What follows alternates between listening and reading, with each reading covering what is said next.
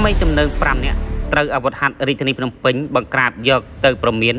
និងអប់រំពាក់ព័ន្ធករណីបង្ហោះម៉ូតូនិងកែច្នៃបំពង់ស៊ីម៉ាំងម៉ូតូខុសលក្ខណៈបច្ចេកទេសតាមរយៈលេខទូរស័ព្ទបន្ទាន់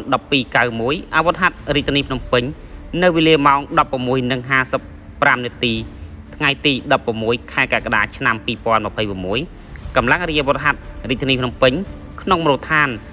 ខណ្ឌដង្កោបានធ្វើការបង្ក្រាបក្រុមក្មេងទំនើងចំនួន5នាក់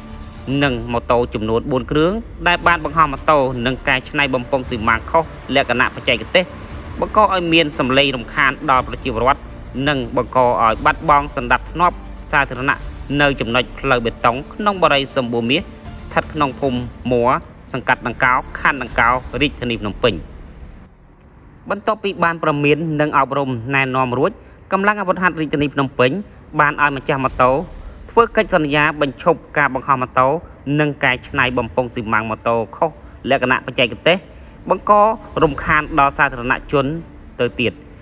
ចំណែកម៉ូតូទាំង4គ្រឿងបានដកហូតរក្សាទុកបណ្ដោះអាសន្ននៅបញ្ជាការដ្ឋានកងរាជអាវុធហត្ថរាជធានីភ្នំពេញ